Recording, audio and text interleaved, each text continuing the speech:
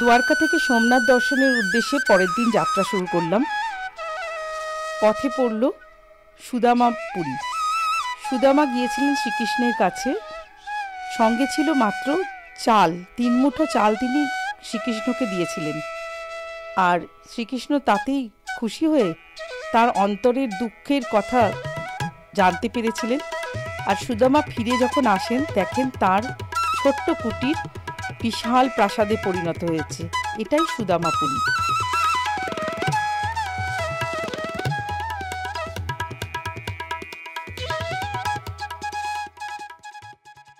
আমরা সোমনাথ পৌঁছালাম। সোমনাথে কাছেই প্রভাস দর্শন আগে, প্রভাস তীর্থ আগে দেখলাম।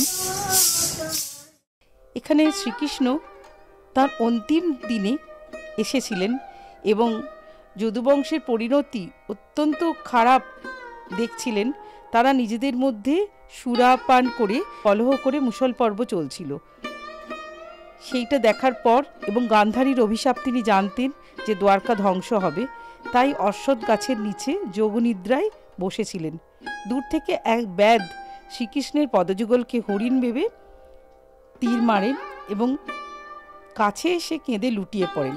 কিন্তু যিনি সমস্ত ব্রহ্মাণ্ডের কর্তা, তিনি তো ঠিক করেই ছিলেন যে ত্রেতা যুগের বালিকে তিনি যে বধ করেছিলেন, দাপর যুগে তাকেই সুযোগ দিতে হবে।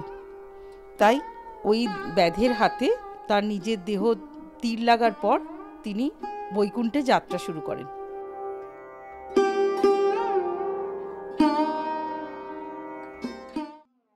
সোমনাথে পৌঁছে ফ্রেশ হয়ে আমরা মন্দির দর্শনে বেরোলাম। এত অপূর্ব দৃশ্য, সমুদ্রের ওপর মন্দির, কিন্তু ক্যামেরা নিয়ে প্রবেশ একেবারে নিষিদ্ধ, তাই মনের ক্যামেরাতেই তুলে নিয়ে আসলাম। ওই যে দূরে মন্দিরের চূড়া দেখা যাচ্ছে, গুম্বদ, ওইখানে আমরা ওর থেকেও আরও 500 মিটার দূরে গাড়ি ছেড়ে দিয়েছি, আর তার থেকে প্রায় 1 কিলোমিটার দূরে গাড়ি পার্কিং। গুজরাট রাজ্যে 2টি জ্যোতির্লিঙ্গ আছে, একটি নাগেশ্বর ও 2 সোমনাথ। প্রসঙ্গত জ্যোতির্লিঙ্গ তাকেই বলা হয়, পৃথিবী সৃষ্টির সময় ব্রহ্মাণ্ড থেকে যে প্রথম জ্যোতি এসে পড়েছিল, মহাকালের নিদর্শন হিসেবে প্রস্তরীভূত আকার নিয়েছিল, তাকেই বলা হয় জ্যোতির্লিঙ্গ। সোমনাথের জ্যোতির্লিঙ্গ আদি জ্যোতির্লিঙ্গ। আমরা গুজরাটের 2 জ্যোতির্লিঙ্গই দর্শন করলাম অত্যন্ত সুন্দরভাবে। এখানে একটি অদ্ভুত স্তম্ভ আছে, নাম বান স্তম্ভ।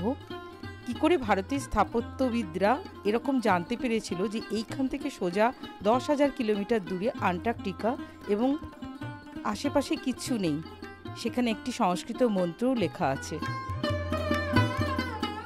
ভাবলে অবাক হতে হয়। সকালবেলা উঠে আমরা ত্রিবেণী তীর্থও দেখলাম। এখানে 3টি নদী মিশছে, কপিলা, হিরণ ও সরস্বতী। এটা আমাদের একেবারেই জানা ছিল না।